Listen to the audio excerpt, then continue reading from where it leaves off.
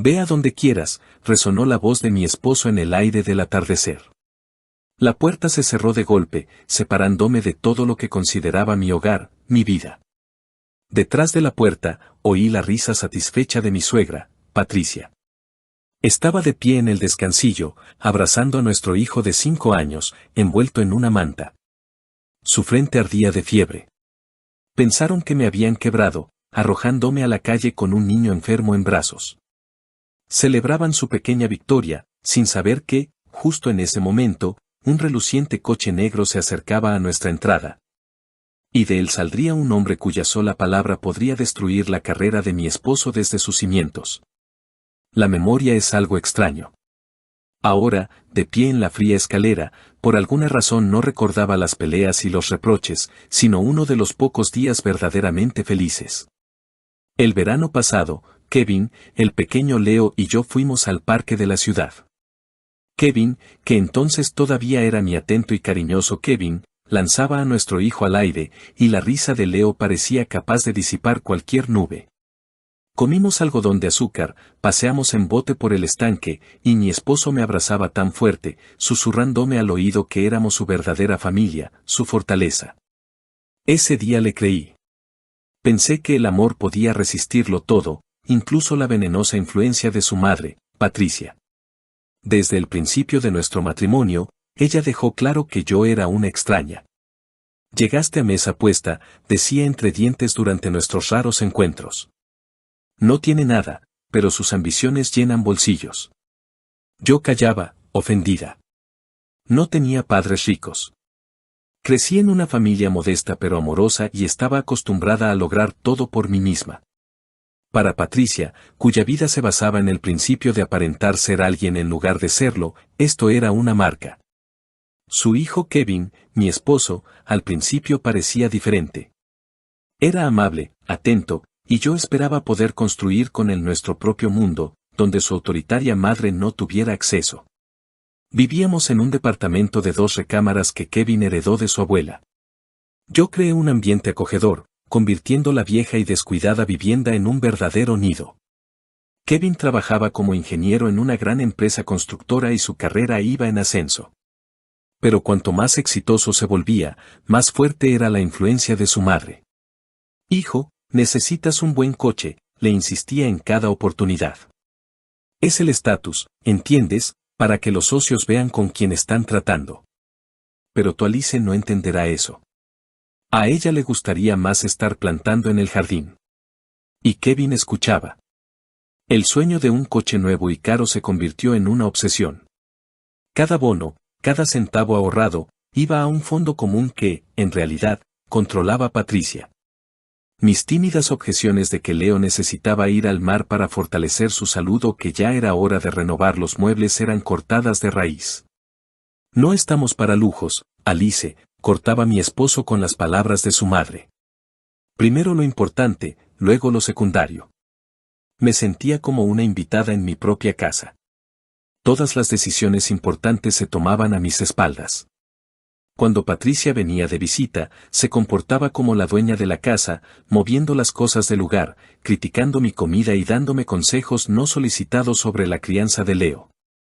Está un poco pálido, decía, mirando a su nieto con desdén. En nuestra familia todos son fuertes, pero este es algo débil. ¿No habrá salido a tu familia? Mientras tanto, Kevin guardaba un silencio incómodo, fingiendo no oír los insultos hacia mí. Me resigné, convenciéndome de que era temporal, que mi esposo recapacitaría, que nuestro amor era más fuerte. Aún no sabía que las verdaderas pruebas apenas comenzaban.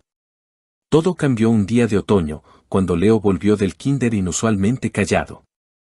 Se negó a cenar, no quiso jugar con su juego de construcción favorito y se fue a dormir temprano. Por la noche, me despertó su gemido silencioso. Su frente ardía como el fuego. A partir de ese momento, nuestra vida se convirtió en un maratón interminable por consultorios médicos. Al principio, el pediatra de cabecera lo desestimaba, es un resfriado común, mamá, no se asuste. Pero las semanas pasaban y Leo no mejoraba. Adelgazó y le aparecieron ojeras oscuras. Mi niño alegre y enérgico se convirtió en una sombra pálida. Insistí en un chequeo completo en una clínica privada. Kevin rechinó los dientes al pagar la consulta. Otra vez con tu pánico, refunfuñaba.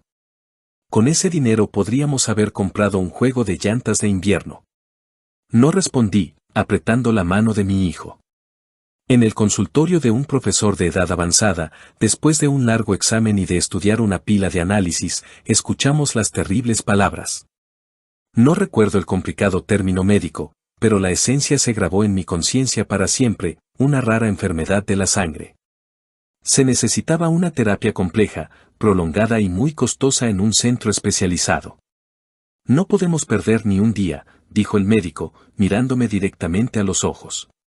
De esto depende la vida de su hijo. Salí del consultorio sosteniendo el diagnóstico. Las piernas me temblaban.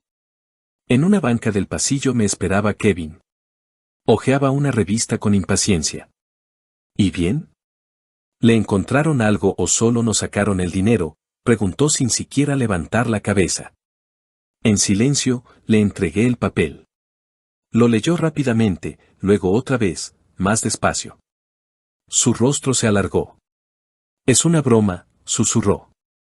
No, Kevin, es verdad. Necesitamos empezar el tratamiento urgentemente. En casa tuvimos una conversación difícil. Juntando todas mis fuerzas, intenté explicarle que el dinero que habíamos ahorrado era la única oportunidad para Leo. Entiende, ¿qué importa el coche? ¿Qué importa en que andemos si a nuestro hijo le pasa algo terrible?, le suplicaba. Él guardaba silencio, con la cabeza entre las manos. No lo sé, Alice. No puedo tomar una decisión así solo. Es dinero de ambos. Tengo que consultarlo con mi madre. Esa fue la sentencia. Comprendí que ya había tomado su decisión. No nos eligió ni a mí ni a su hijo. Eligió a su madre. Patricia apareció al día siguiente como una nube de tormenta. Ni siquiera miró a Leo, que yacía en el sofá con fiebre alta. Fue directamente a la cocina, donde yo estaba sentada como una condenada esperando el veredicto. Bueno, muéstrame tus papeles, ordenó. A ver qué sumas exorbitantes te inventaron esos charlatanes. Examinó durante mucho tiempo el diagnóstico del profesor, resoplando con desprecio. Tonterías, fue su veredicto. Esto se cura con té de hierbas y mermelada de frambuesa. Simplemente te vieron cara de desamparada, se dieron cuenta de que podían jugar con la lástima y decidieron sacarle el dinero a mi hijo. No recibirás nada. Y si el niño está enfermo, es solo culpa tuya. Mala sangre, ¿qué se puede esperar? La miré, y dentro de mí hervía no solo la ofensa, sino un odio verdadero. ¿Cómo se atreve? Es su nieto, grité. Kevin entró en la cocina, atraído por mi grito. Mamá, quizás no deberías hablar así, comenzó con vacilación. Cállate, hijo, lo interrumpió Patricia. Yo sé mejor cómo tratar con estas. Quiere dejarte sin un centavo, arruinarte. ¿Y luego qué?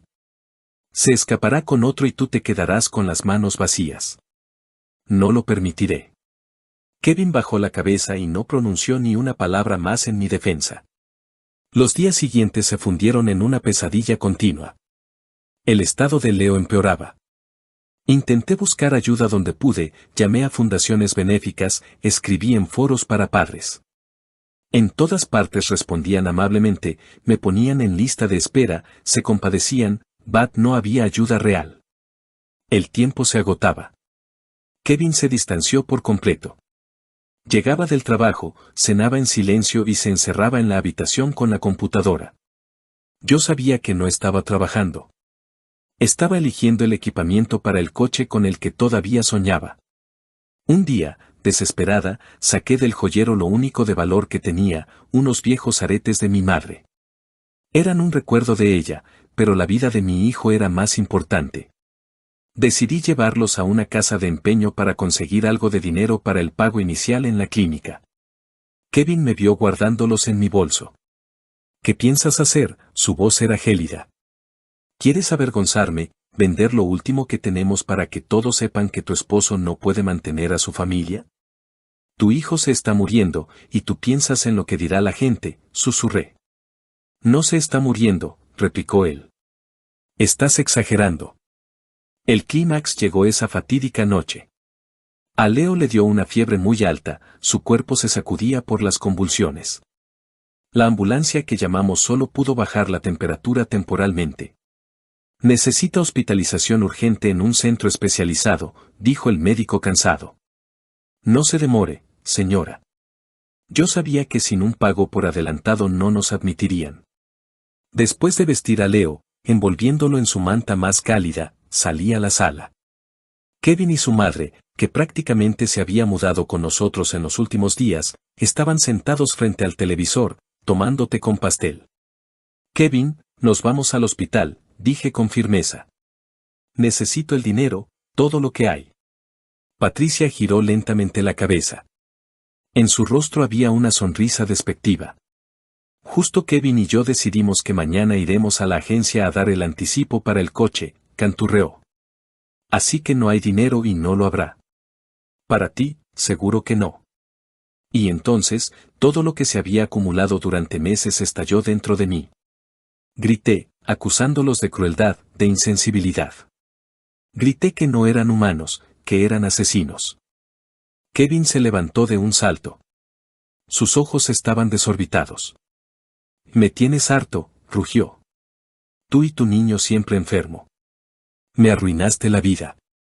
Me agarró por el hombro y me arrastró hacia la puerta. Yo me resistía, intentaba que me escuchara, pero estaba sordo. Me empujó a la escalera, me arrojó el bulto con Leo en los brazos y cerró la puerta justo en mi cara. Oí el cerrojo y luego la risa triunfante de Patricia. Me deslicé por la pared, abrazando el pequeño cuerpo ardiente de mi hijo.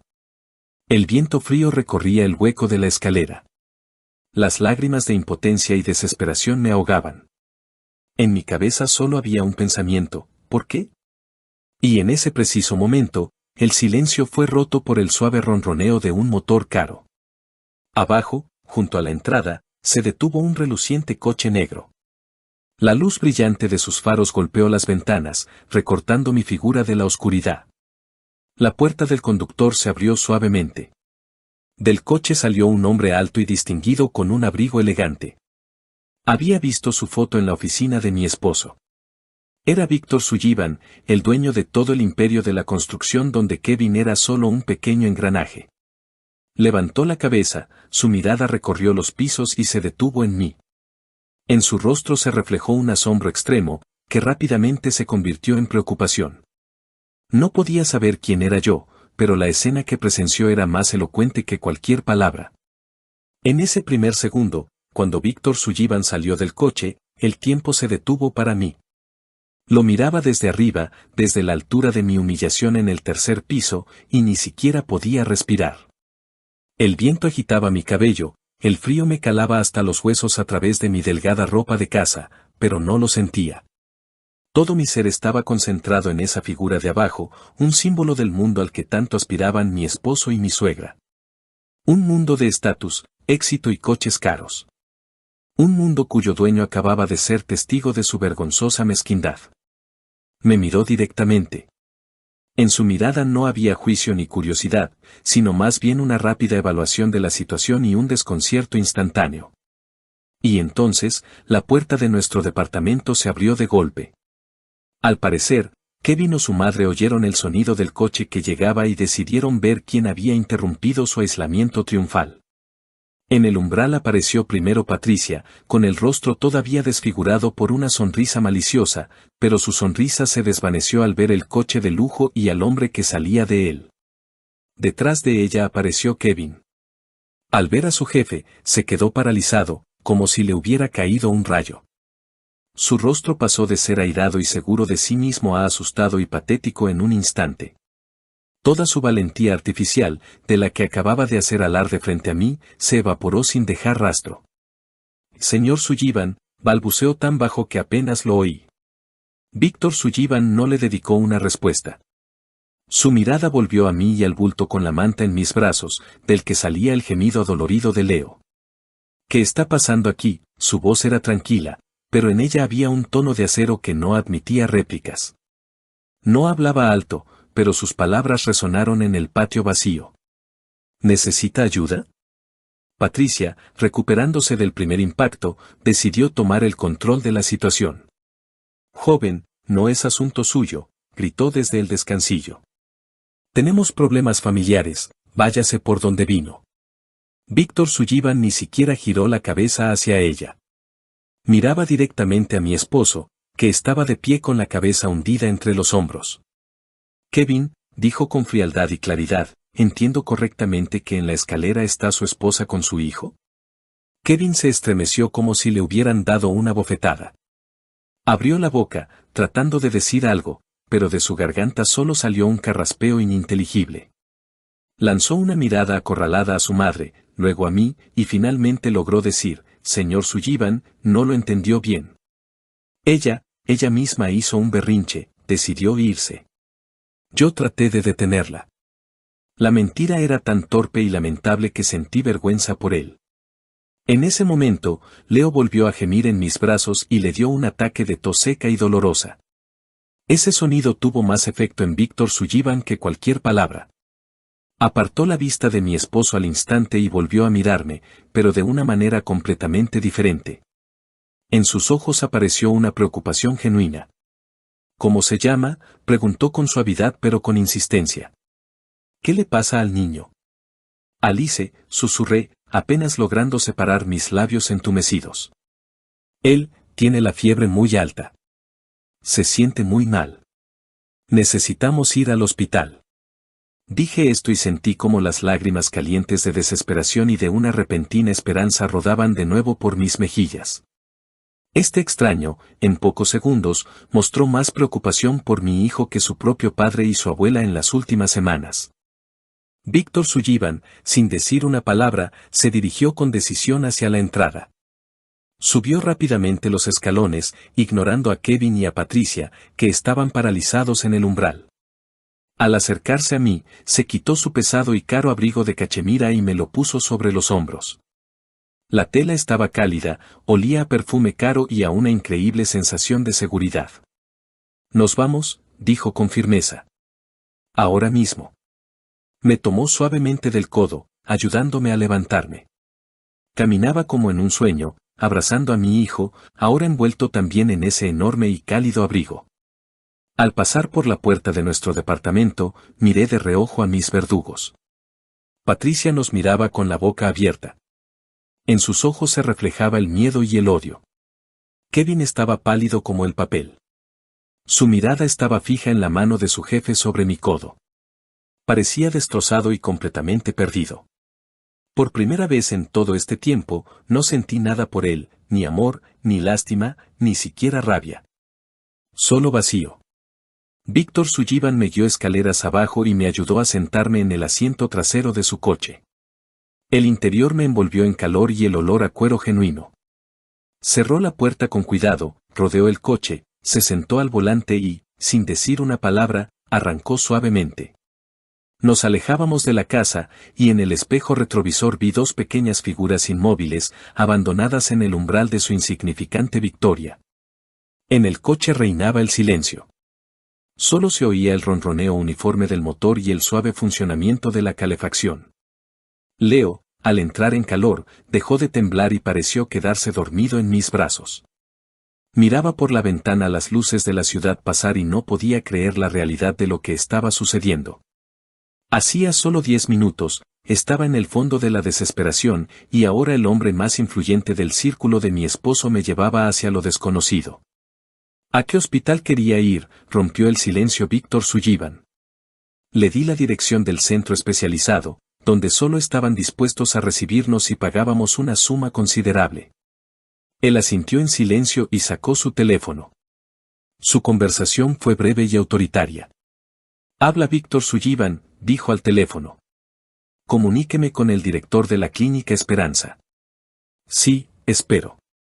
Medio minuto después, continuó, «Buenas noches, doctor Miller. Le habla Víctor Sullivan. Le llevo ahora a un niño. 5 años, fiebre alta. Diagnóstico preliminar, enfermedad grave de la sangre. Necesito que lo atiendan de inmediato los mejores especialistas». «Sí, de inmediato». Envíe la factura a mi empresa. Gracias. Estaremos allí en 15 minutos. Colgó el teléfono y me miró por el espejo retrovisor. No se preocupe, Alice. En La Esperanza están los mejores médicos de la ciudad. Su hijo recibirá toda la ayuda necesaria. Solo pude asentir. Las lágrimas volvieron a subir a mi garganta. Él lo había resuelto todo. En 5 minutos hizo lo que yo no pude conseguir de mi propio esposo en semanas. Había salvado a mi hijo. Cuando llegamos a la clínica, ya nos estaban esperando. Nos recibió una enfermera con una silla de ruedas. De las puertas salió un médico. Todo sucedió de manera rápida, clara y profesional. Tomaron a Leo de mis brazos con cuidado y lo llevaron a la sala de emergencias. Me quedé de pie en medio del vestíbulo reluciente de limpio, envuelta torpemente en un abrigo ajeno. Se me acercó una chica de la recepción y me pidió amablemente los documentos. Le entregué el certificado de nacimiento de mi hijo. ¿Y el pago?, comenzó a decir. Yo me hago cargo de todos los gastos, resonó la voz de Víctor Sullivan a mi espalda. Se acercó al mostrador, le entregó su tarjeta de presentación y le dijo algo en voz baja a la recepcionista. La chica asintió de inmediato y todas las preguntas se disiparon. Luego me llevó a una acogedora sala de espera con sofás mullidos. Una enfermera se acercó y me trajo una taza de chocolate caliente y dulce. Necesita entrar en calor, dijo amablemente. El médico saldrá a hablar con usted en cuanto termine el examen. Me senté, bebí el chocolate y miré a un punto fijo. El shock comenzó a ceder poco a poco, dando paso a un cansancio abrumador. Víctor Sullivan se sentó en un sillón frente a mí. Guardó silencio, dándome tiempo para recuperarme. Finalmente, encontré las fuerzas para levantar la vista hacia él. Yo, no sé cómo agradecerle, señor Sullivan. Él sonrió casi imperceptiblemente con las comisuras de los labios. Agradezca a los médicos cuando pongan a su hijo de pie. Ahora necesita ser fuerte por él. Guardamos silencio un poco más, y luego dijo lo que yo esperaba y temía escuchar. Iba a ver a su esposo, Alice, por un asunto urgente de trabajo. Mañana su departamento tiene que entregar una etapa importante del proyecto, pero ahora creo que nuestra conversación con él será un poco diferente. En su voz no había amenaza, solo la fría constatación de un hecho. Comprendí que, con su acto, Kevin no solo había puesto fin a nuestra familia, sino también a su carrera. Una hora después, de las puertas del departamento salió un médico canoso. Se acercó a nosotros. Alice, asentí. Soy el médico de su hijo. Su estado es grave, pero estable. Le hemos bajado la fiebre y tomado todos los análisis necesarios. El diagnóstico, lamentablemente, se confirma, pero la enfermedad está en una etapa en la que la medicina moderna puede ayudar. Empezamos el tratamiento de inmediato. El pronóstico es bueno, pero el tratamiento será largo. Por primera vez en muchas semanas, escuché las palabras pronóstico bueno. Me cubrí la cara con las manos y de mi pecho salió un suspiro de alivio que sonó como un sollozo.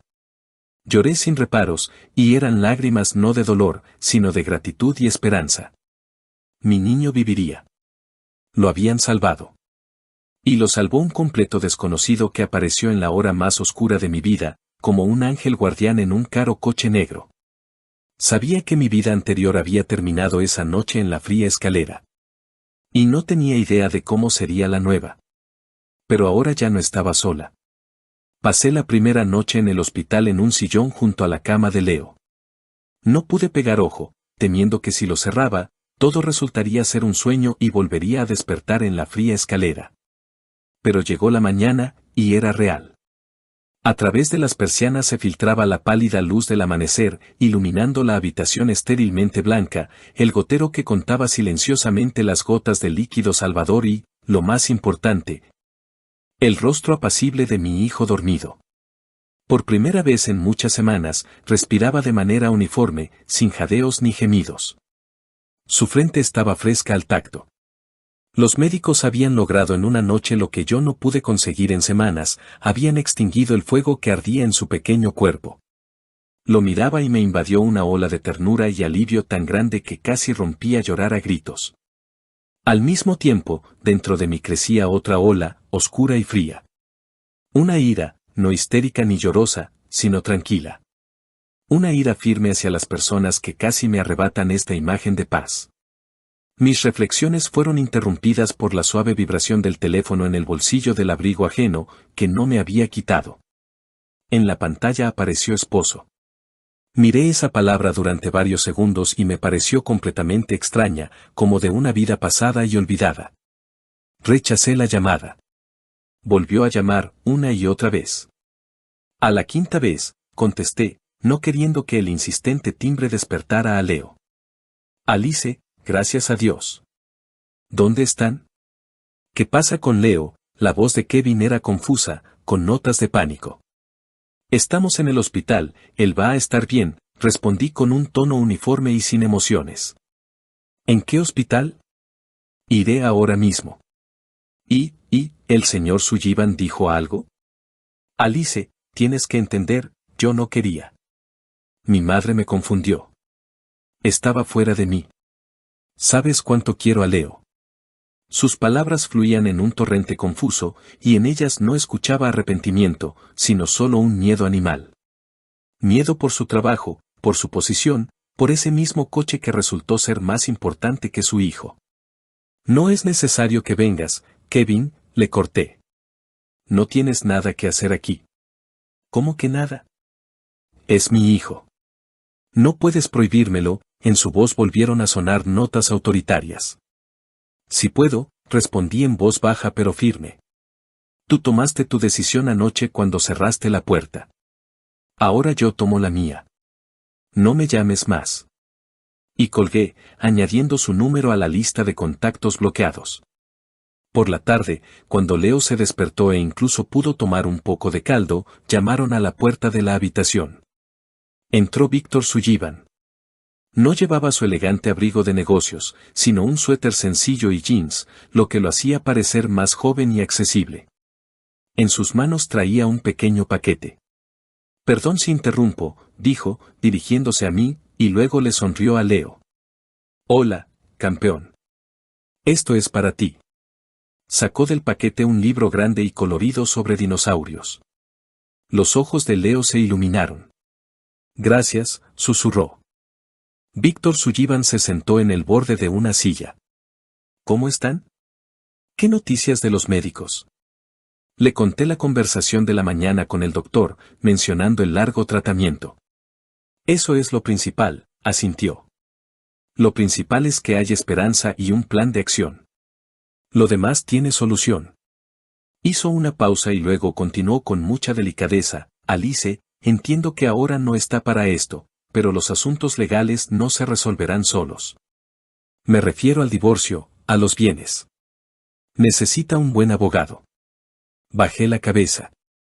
He pensado en eso toda la noche. No sé por dónde empezar. No tengo a nadie que me pueda aconsejar. Yo puedo, dijo simplemente. Hay una mujer, María, especialista en derecho de familia. Muy inteligente, dura, pero justa. No permitirá que la engañen. Si no le parece mal, le pediré que se ponga en contacto con usted.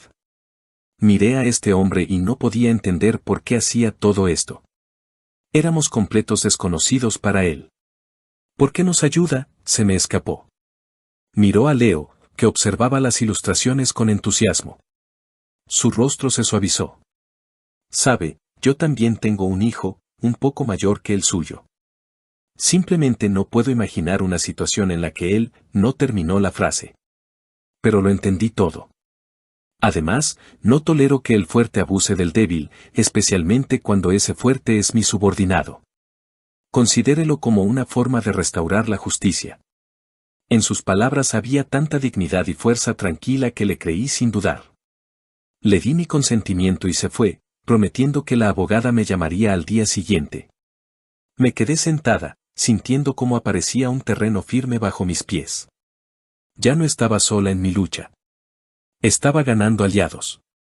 No supe qué conversación tuvo lugar entre Víctor Sullivan y mi esposo, pero sentí sus consecuencias muy pronto.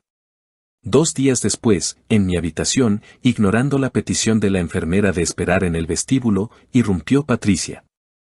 Tenía un aspecto terrible, el rostro demacrado, ojeras oscuras bajo los ojos, pero en su mirada ardía el mismo fuego maligno. Así que aquí te escondías, siseó, cerrando la puerta tras de sí. Decidiste arruinarnos la vida. ¿Estás contenta? Me levanté tranquilamente, interponiéndome entre ella y la cama de Leo, que miraba a su abuela asustado. Por favor, hable más bajo. Esto es un hospital. Hablaré como me dé la gana, chilló. Por tu culpa, a Kevin lo han apartado del proyecto. Su proyecto principal, por el que luchó durante 5 años. Su jefe, ese nuevo protector tuyo, le armó un escándalo delante de todo el departamento. Dijo que un hombre que no puede cuidar de su propia familia no puede ser responsable de un proyecto multimillonario.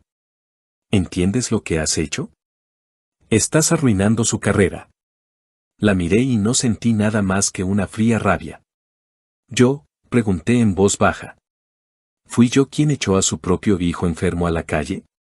¿Fui yo quien se rió a sus espaldas?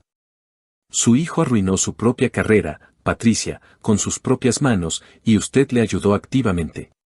Por un momento, se quedó desconcertada por mi tono tranquilo. Aparentemente, esperaba lágrimas, histeria, pero se encontró con una mujer completamente diferente. ¿Y tú qué sabes? Volvió a alterarse. Era una prueba. Queríamos probar de lo que eras capaz por tu hijo, y tú corriste a quejarte a un extraño. Esa mentira era tan absurda y patética que ni siquiera me molesté en refutarla. Váyase, dije con firmeza, señalando la puerta. No quiero verla aquí. Y si intenta venir de nuevo, llamaré a seguridad. ¿Me estás echando? A mí, la abuela de tu hijo, dijo, ahogándose de indignación. Las abuelas no echan a sus nietos a la calle a morir, repliqué. Usted es una extraña para él. Váyase. Me lanzó una mirada llena de odio, siseó algo para sí misma y salió volando de la habitación, cerrando la puerta con tal fuerza que los cristales temblaron. Leo se acurrucó asustado contra mí. Lo abracé y le acaricié la cabeza. Todo está bien, mi amor. Ya no nos molestará más. Al día siguiente, como prometió Víctor Sullivan, me llamó la abogada, María. Su voz era profesional y enérgica. Acordamos que vendría a verme directamente al hospital. Llegó puntualmente a la hora acordada. Una mujer elegante de unos 40 años con ojos inteligentes y perspicaces y un temple de acero para los negocios. Trajo consigo un termo con café y pasteles frescos, diciendo, la comida de hospital puede deprimir hasta al luchador más resistente. Y a nosotras nos espera una batalla. Ese simple gesto de humanidad me conmovió profundamente. Nos sentamos en el vestíbulo y, tratando de no omitir ningún detalle, le conté toda mi historia, cómo vivíamos, cómo ahorrábamos para el coche, cómo enfermó Leo, el comportamiento de mi esposo y mi suegra. Esa terrible noche y la inesperada ayuda de Víctor Sullivan. Ella escuchó con mucha atención, sin interrumpir, solo tomando notas de vez en cuando en su libreta. Cuando terminé, guardó silencio un momento y luego dijo, la situación está clara. Desde el punto de vista legal, tenemos una posición muy fuerte. El hecho de haberlas dejado a usted y a un niño menor en peligro, registrado, aunque sea indirectamente, por un testigo del nivel de Víctor Sullivan, es nuestra principal base. Solicitaremos el divorcio y la custodia del niño para usted. Eso ni siquiera se discute. El tribunal estará completamente de nuestro lado. ¿Y los bienes? Pregunté. El departamento es de Kevin. Lo heredó de su abuela antes de nuestro matrimonio. María sonrió. Ese es un error común. En primer lugar, estaban casados y tienen un hijo en común, cuyos derechos de vivienda deben ser respetados. En segundo lugar, mencionó que hicieron remodelaciones en el departamento, que invirtió su propio dinero en él. ¿Conserva algún recibo o factura? Me quedé pensando. Nunca guardaba ese tipo de cosas, considerándolas innecesarias. No estoy segura. Quizás haya algo en casa. No se preocupe, me tranquilizó. Pero hay algo más interesante. Mencionó los ahorros familiares para el coche. ¿Sabe en qué cuenta estaban? En la cuenta de Kevin, él decía que era su cuenta de ahorros personal. Ahí es donde empezaremos. Los ojos de María brillaron con entusiasmo. Todos los fondos acumulados durante el matrimonio se consideran bienes gananciales, independientemente de a nombre de quien esté abierta la cuenta. Haremos una solicitud oficial al banco. Estoy casi segura de que la cantidad que él le mencionaba es solo la punta del iceberg. A los hombres bajo la influencia de madres autoritarias les encanta tener un guardadito del que la esposa no sabe nada. Y su Kevin, a juzgar por su historia, es un ejemplo clásico. Me entregó unos documentos para que los firmara, un poder para llevar mis asuntos. Firmé sin dudarlo. Ahora descanse y ocúpese de su hijo, Alice, dijo, levantándose. Esa es su principal tarea ahora. Yo me encargaré de todo el trabajo sucio. Y, créame, su exesposo y su madre se arrepentirán mucho de lo que han hecho. Cuando se fue, por primera vez en mucho tiempo, no me sentí como una víctima, sino como una persona dispuesta a luchar por sí misma y por su hijo. Los días en el hospital transcurrían. El tratamiento funcionaba. Leo revivía poco a poco. Le volvió el apetito, el color a sus mejillas.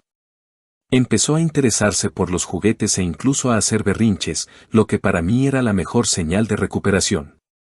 Víctor Sullivan llamaba casi todos los días para saber cómo estaba Leo, preguntando si necesitábamos algo.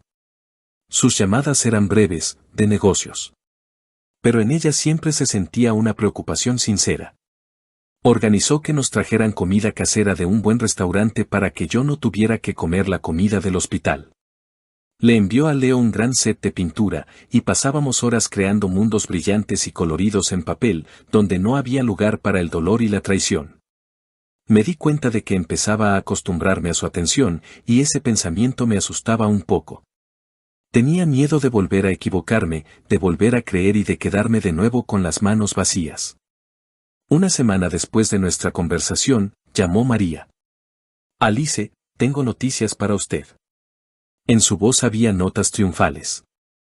He recibido el estado de cuenta de su esposo. Como sospechaba, le estaba mintiendo. La suma de los ahorros es casi 3 veces superior al costo del coche del que le hablaba. En los últimos 6 meses, recibió varios bonos importantes de los que usted ni siquiera sabía. Todo iba a su cuenta personal. Escuchaba y no podía creer lo que oía. Resultaba que tenía dinero para el tratamiento. Tenía dinero para salvar a su propio hijo, pero prefirió ocultarlo, escuchando a su madre. Eso ya no era solo cobardía, era una traición monstruosa. ¿Qué significa esto para nosotros?, pregunté, sintiendo que todo hervía por dentro. Significa, respondió la abogada, que en la división de bienes no solo exigiremos la mitad de esos fondos, sino también una compensación por daños morales. Así como el reembolso total de los gastos del tratamiento que ahora está cubriendo Víctor Sullivan. Ya he preparado la demanda, mañana estará en el juzgado. La citación judicial fue para Kevin y su madre como un trueno en un día despejado. Ese mismo día, mi exesposo, burlando todas las listas de bloqueo, me llamó desde un número desconocido. Alice, ¿qué estás haciendo?, gritaba por el teléfono. ¿Qué juicio? ¿Qué división de bienes? ¿Quieres dejarme en la calle? Solo quiero lo que me pertenece a mí y a mi hijo por ley, respondí con frialdad.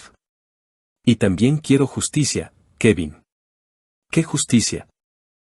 Tú lo organizaste todo a propósito, te confabulaste con tu amante rico para quitarme el departamento, chillaba. La palabra amante me dolió en los oídos. No te atrevas a hablar así del hombre que salvó a tu hijo mientras tú te escondías detrás de las faldas de tu madre, mi voz tembló de ira. Cualquier otra conversación, solo a través de mi abogada. Colgué el teléfono, con las manos temblando. Era increíblemente doloroso y amargo darme cuenta de que el hombre al que una vez amé, el padre de mi hijo, era capaz de tal bajeza y suciedad. Entendí que no había vuelta atrás, ni podía haberla. Por delante solo había una guerra, y estaba dispuesta a ganarla. El proceso judicial prometía ser complicado, no tanto desde el punto de vista legal como moral. Me preparé para un torrente de suciedad, acusaciones falsas e intentos de presentarme como una intrigante interesada. Kevin y su madre, al darse cuenta de que su reputación y sus finanzas estaban en peligro real, contrataron a un abogado, un tipo escurridizo con ojos inquietos que, según María, era conocido por su afición a las tácticas sucias.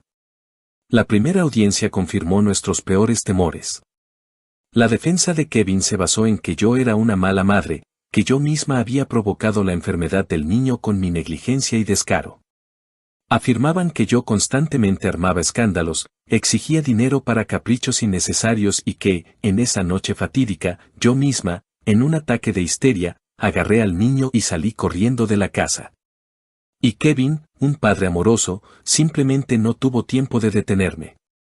Y, por supuesto, el hilo conductor de toda su argumentación era mi relación ambigua con Víctor Sullivan, que, según ellos, había comenzado mucho antes de este incidente. Estaba sentada escuchando esta monstruosa mentira y me sentía como si estuviera en un teatro del absurdo. Miraba a Kevin, que estaba sentado con los ojos bajos, asintiendo a su abogado, y no lo reconocía. ¿A dónde se había ido ese chico tímido y amable con el que me casé?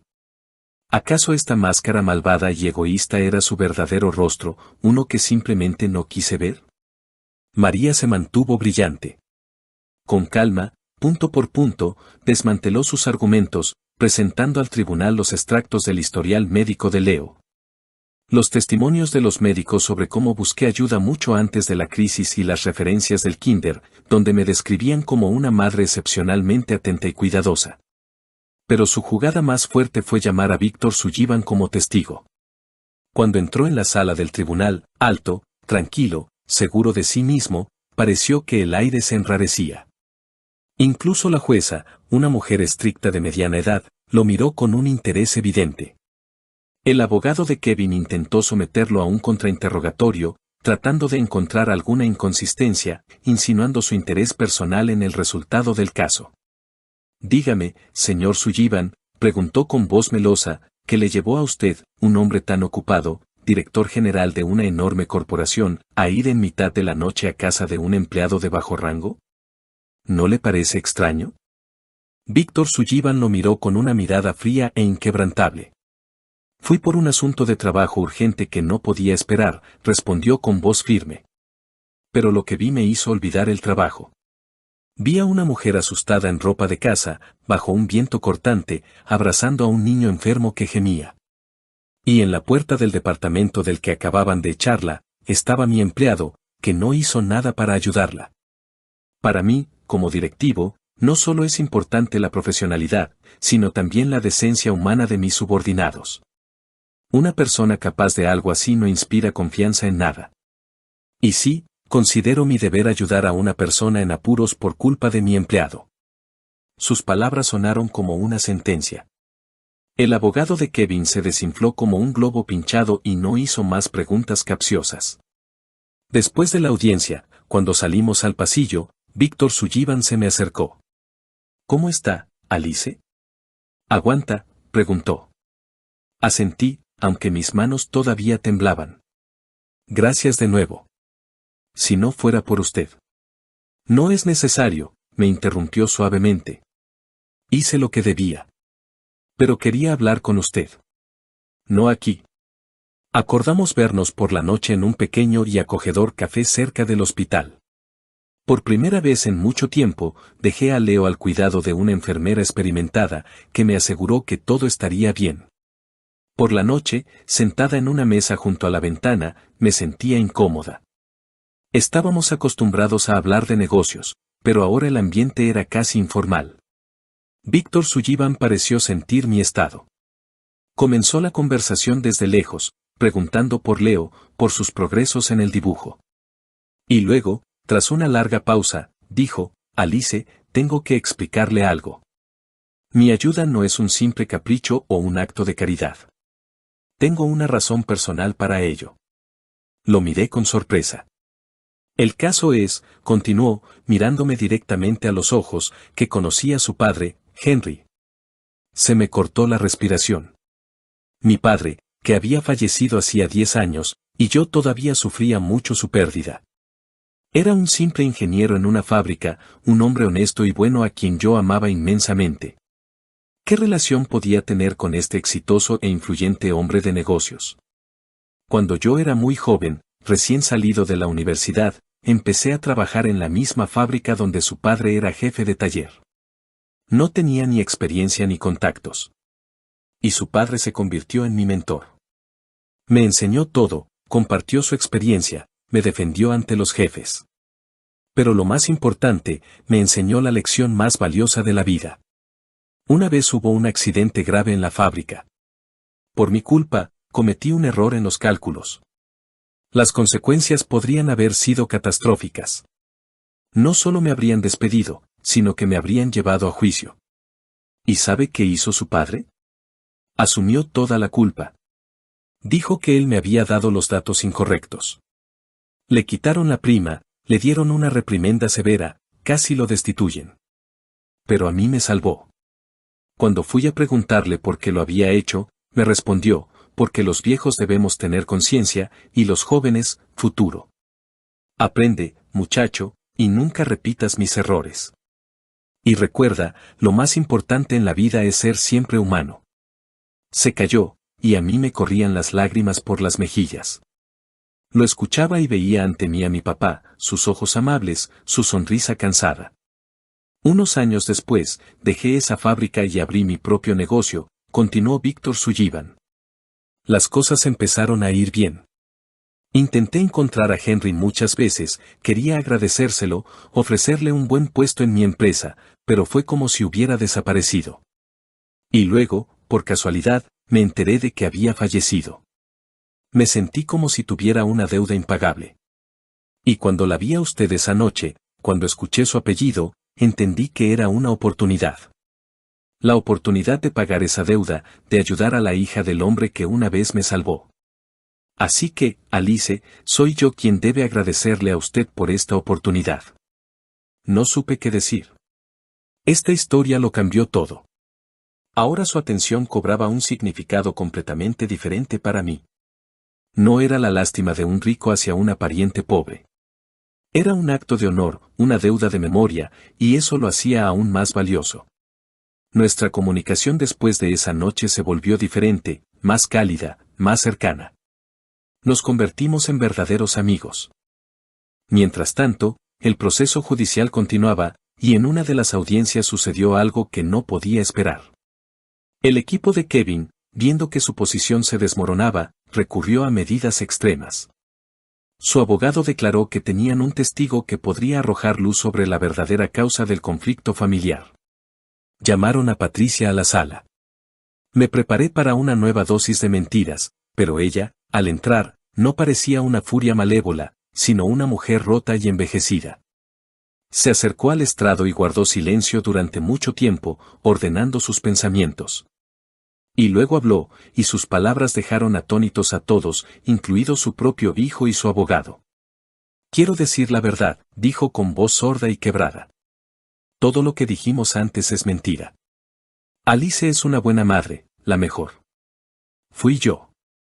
Yo tengo la culpa de todo. Hizo una pausa, respirando con dificultad, y continuó, mirando a la nada. Crecí en la pobreza, en una barraca en las afueras de la ciudad. Mi madre tenía 3 trabajos para alimentarnos a mi hermana y a mí. Y mi padre bebía. Se bebía todo lo que ella ganaba. Cuando crecí, me juré a mí misma que saldría de esa miseria, que mi hijo nunca sabría lo que es el hambre y la humillación. Me casé con un buen hombre. Trabajamos mucho. Y cuando nació Kevin, me metí en la cabeza que él debía conseguir todo lo que yo no tuve. Debía ser rico, exitoso, respetado. Y toda mi vida tuve miedo de que alguna chica pobre, como yo lo fui una vez, viniera y se lo quitara todo, le cargara con sus problemas, sus deudas. Cuando Kevin me presentó a Alice, vi en ella a mí misma, sencilla, modesta, sin dinero ni contactos. Y la odié. Vi en ella una amenaza para todo lo que había construido. Puse a mi hijo en su contra. La humillé. Y cuando Leo enfermó, tuve miedo. Tuve miedo de que todos nuestros ahorros, todo nuestro estatus, se fueran en el tratamiento. Me convencí a mí misma y a mi hijo de que no era tan grave. Estaba ciega y sorda. Casi mato a mi propio nieto por mi miedo a la pobreza. Se calló y me miró. En sus ojos había lágrimas. Perdóname, Alice, si puedes.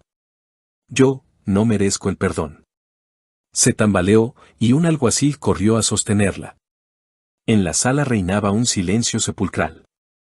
Kevin estaba sentado, con la cara entre las manos, y sus hombros se sacudían por sollozos silenciosos. En ese momento, por primera vez en mucho tiempo, sentí algo parecido a la lástima por ellos. Su maldad no resultó ser innata, sino generada por el miedo y el dolor. Y eso la hacía aún más aterradora. La confesión de Patricia fue un punto de inflexión no solo en el proceso judicial, sino también en mi alma. Al escuchar su relato entrecortado y lleno de dolor, de repente comprendí que ya no sentía odio hacia ella, solo una lástima desoladora. Su malicia, que me parecía absoluta y sin motivo, resultó ser solo una armadura deforme bajo la cual se escondía una niña pequeña y asustada de una barraca pobre, que toda su vida temió volver a tocar fondo. Esto no justificaba sus acciones en absoluto, pero las explicaba. Miré a Kevin, que estaba sentado encorvado, y comprendí que él tampoco era tanto un villano como una víctima débil y sin voluntad de los miedos y ambiciones de su madre. Simplemente no sabía vivir de otra manera, no sabía tomar sus propias decisiones, siempre escondiéndose detrás de la autoridad de su madre. La jueza declaró un receso. Kevin y su abogado salieron de la sala sin siquiera mirar a Patricia, que seguía sentada en el banquillo, perdida y sola. La decisión del tribunal fue predecible. El matrimonio fue disuelto. La custodia de Leo se me otorgó a mí. El tribunal ordenó a Kevin que me pagara la mitad de todos los fondos acumulados en sus cuentas, así como que compensara completamente todos los gastos del tratamiento de nuestro hijo, que hasta ese momento había cubierto Víctor Sullivan.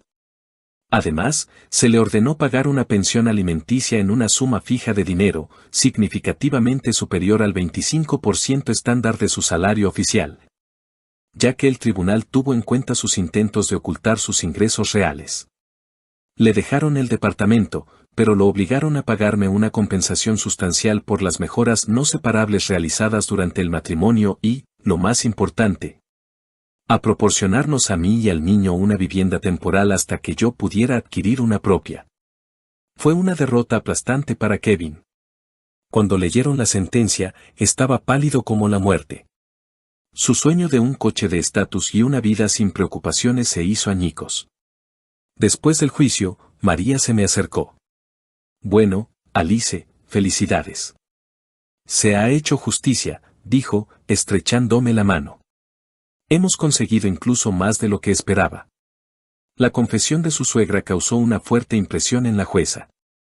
Asentí, pero no sentía alegría, solo cansancio.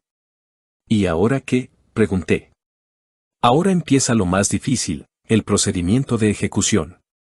Pero no se preocupe, me aseguraré de que su exesposo cumpla con todo hasta el último centavo.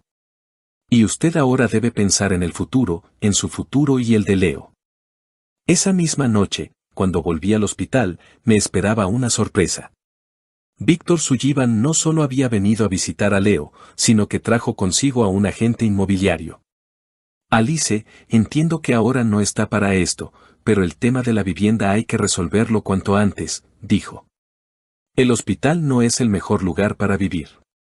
He pedido que seleccionen varias opciones de buenos departamentos de alquiler cerca del parque y con buena infraestructura. Echemos un vistazo, quizás algo le guste.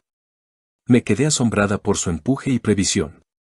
Pensaba varios pasos por delante, resolviendo problemas en los que yo apenas empezaba a pensar. Vimos las fotos, y un departamento me gustó especialmente, luminoso, espacioso, con un gran balcón y ventanas que daban a una plaza verde. Es perfecto, se me escapó, pero no estoy segura de poder permitírmelo. No se preocupe por eso, dijo suavemente Víctor Sullivan. Yo me encargo del alquiler de los primeros 6 meses. Considérenlo un regalo de inauguración para usted y Leo. Y después, estoy seguro de que se las arreglará perfectamente cuando reciba los fondos del juicio. Intenté oponerme, diciendo que ya había hecho demasiado por nosotros, pero él fue inflexible. Alice, somos amigos, dijo con una cálida sonrisa. Y los amigos se ayudan. Además, todavía estoy en deuda con su padre. Discutir con él era inútil. Una semana después, dieron de alta a Leo del hospital. Los médicos daban los pronósticos más optimistas. La crisis principal había pasado. Ahora le esperaba una larga terapia de mantenimiento y revisiones periódicas, pero podía llevar una vida prácticamente normal. Nos mudamos a nuestro nuevo departamento. Cuando abrí la puerta por primera vez con mi propia llave, rompí a llorar. Era el primer espacio verdaderamente mío en mi vida, un lugar donde nadie me humillaría, donde yo sería la dueña. El departamento no era solo una caja vacía. Víctor Sullivan se había encargado de eso también.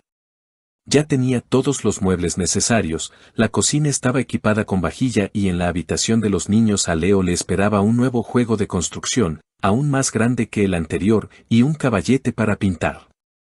Mi hijo estaba encantado.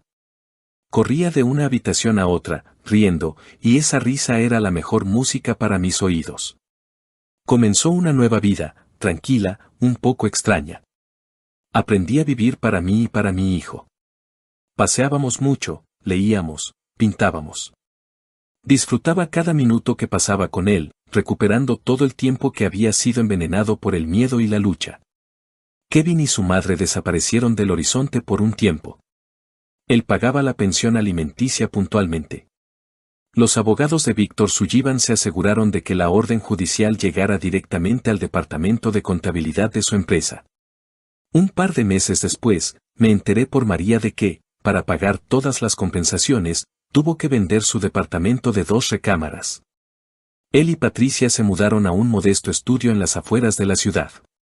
Su sueño de estatus se había derrumbado, y la realidad resultó ser mucho más prosaica. Un día, cuando Leo y yo volvíamos de un paseo, vi una figura familiar cerca de nuestra entrada. Era Patricia. Parecía aún más envejecida y demacrada. Llevaba un abrigo sencillo y en sus manos sostenía un pequeño paquete. Me tensé, preparándome para otra escena desagradable, pero ella, al vernos, no empezó a gritar. Simplemente se quedó parada mirando a Leo. «Hola, Alice», dijo en voz baja. «Hola, Leo». Leo se escondió detrás de mí. «¿Puedo dárselo?», me tendió el paquete. «Hice yo misma tus empanadas de manzana favoritas». Miré dentro del paquete. Había unas empanadas doradas y bien hechas. «Yo, no pido perdón», continuó con voz entrecortada. «Sé que no me lo merezco. Solo quería verlo, asegurarme de que está bien. Ha crecido tanto». En sus ojos había lágrimas. Y en ese momento, me di cuenta de que había podido perdonarla. Tomé el paquete. «Gracias, Patricia». Justo íbamos a tomar el té. Ella asintió agradecida, se dio la vuelta y se alejó lentamente.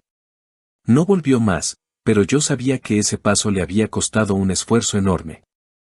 El tiempo pasó. Conseguí un trabajo en una pequeña agencia de diseño, primero como asistente, pero mis habilidades fueron notadas rápidamente, y pronto ya llevaba mis propios pequeños proyectos. Tenía mi propio dinero, mis propios amigos, mis propios intereses. Me sentía fuerte e independiente. Víctor Sullivan y yo seguíamos en contacto. A menudo nos visitaba, jugaba con Leo, que lo adoraba y lo llamaba tío Vic. Nuestra relación fue pasando gradualmente de la amistad a algo más. En su presencia, me sentía tranquila y protegida. Nunca apresuró las cosas, fue increíblemente delicado y paciente. Un día, vino con un enorme ramo de tulipanes. Estábamos sentados en la cocina, tomando té. Leo dormía en su habitación. «Alice», dijo, tomando mi mano entre las suyas. «Sé por todo lo que has pasado, y no quiero presionarte, pero quiero que sepas algo. Te amo. Y he llegado a amar a tu hijo como si fuera mío. Quiero que seamos una verdadera familia. Quiero cuidar de ustedes, protegerlos y hacerlos felices. ¿Te casarías conmigo?». Miré sus ojos amables y amorosos, y lágrimas de felicidad rodaron por mis mejillas. Respondí, sí. Nuestra historia es la historia de cómo la traición de los seres queridos no es el final, sino solo una razón para volverse más fuerte y comenzar una vida nueva y mejor. La justicia existe, y el bien siempre triunfa, aunque a veces necesite tiempo. Lo principal es no rendirse, creer en uno mismo y no tener miedo de aceptar la ayuda de aquellos que aparecen en nuestra vida para hacerla más brillante.